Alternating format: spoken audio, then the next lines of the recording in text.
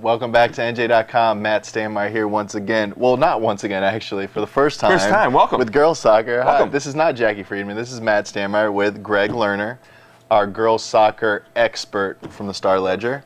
We got a lot of exciting stuff to get to. I'm happy to be here. Let's get right to the girls soccer action. The Bergen County final, we have that coming up on Saturday. This is going to be a great matchup. You got number 4 Northern Highlands against number 8 Ramapo. Yeah. Earlier this season, they played 6-2 win for Northern Highlands. Is it going to be that lopsided again? I can't imagine it being that lopsided. I think everybody was pretty shocked by that result. Besides, I think Ramapo was shocked that the Northern Highlands came with such firepower. Sure. I think the Ramapo's offense is starting to click a little bit now. I see Jenna Andreessen getting involved, Caroline Chagaris getting involved, Amanda Baumgarten getting involved. That kind of thing, spreading the offense a little bit. It's going to spread Northern Highlands defense. But on the same side, Ramapo's really going to have to shut down Madison Holleran. She's just had a consistent season up top, putting balls in the back of the net. But like you said, I got a feeling that that's going to be a lot closer, a lot tighter. Because under the circumstances, there's a little pressure, there's a little more intensity, because there's going to be a trophy sitting in the midfield waiting for somebody. So I got a feeling that's going to be a lot tighter than a 6-2 game this time around. Yeah, that should be a great one. And they got a chance to feel each other out a little bit the first game, so it could be a little tighter. Also, South Jersey, a real interesting game here. We got, number 1 Lenape, which won't be number 1 this week because they lost last week, going up against Haddonfield, which is 18-0. This is a really intriguing matchup. Who do you see? Who do you give the edge to in this one? I'll give the edge to Lenape only because they have won this thing about 17 years in a row now. I actually think it's I think it's 4, but they understand what it takes to win this thing. What I really find intriguing is that Haddonfield. I used to hear people the last couple of years saying, why don't they go into the South Jersey Coaches Tournament? I don't know. I really never pressed Glenn Guest, the coach, on why they didn't. I'm sure they have their reasons for it. But this year they're in. And their performance to this point has proven that they're worthy and that, don't ask anymore about what their deal is, because they've proven to you that they're legit and they're in this final. Beating Paul VI 1-0 on Saturday, or yesterday, on Sunday, I should say. That's the same score that Lenape beat Paul VI during the season. So, Haddonfield's defense is tenacious. It's stout, and it better be on Saturday, because Lenape is going to put it to the test. I mean, their offense is ridiculous with Katie Rigby, Tori Prager in the midfield supports well.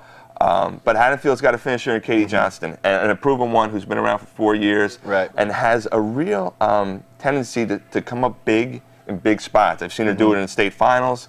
And I would not be surprised if she I anticipate her coming up, coming and showing up for this game with her best efforts, and she's going to need it against Lenape. So that should be a good game. I really think it's going to be pretty close. And I like those adjectives: tenacious and stout. Tenacious. Haddonfield, like that. We're going to go back in time a little bit. This past weekend, the Essex County Tournament Championship.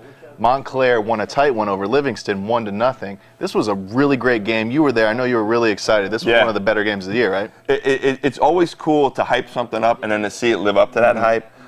Anybody that was there was treated to some of the best soccer you're going to see at the high school level in the state of New Jersey and beyond, for that matter.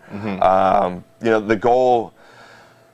It's a great job by freshman Kayla Jennings in the midfield. She pushes the ball out wide. Maya Pitts holds all the way down. And the funny part is I'm sitting up top. I'm on deadline, so I'm in the press box. I'm tweeting whatever I'm doing. And I hear all these parents like, cross, cross, cross. And Maya holds because she knows that she wants Kai Atkinson to clear in the middle. And that extra second that she holds allows the cross to go through. Carly Swanson, the defender from Livingston, gives it her best effort to try and intercept that pass. Skips by her. Kaya's right there, knocks in the back of the net with a professional finish, and it's a 1-0 result for Montclair. They avenged their loss last year to Livingston, in overtime. So.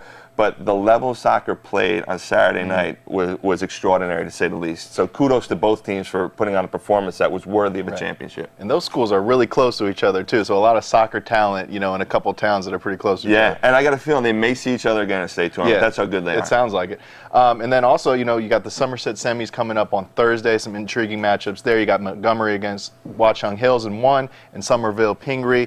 Does Pingree have the edge and, come out of this bracket? Well, the thing with Pingree is that they've already beaten Watchung Hills. They've already beaten Montgomery. But that county is so rich and so talented, and the degree of separation amongst those 4 teams is that much.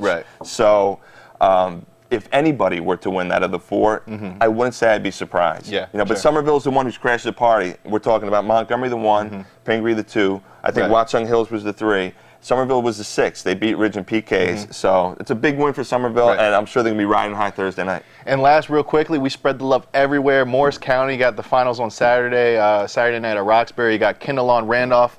Who you got in this one?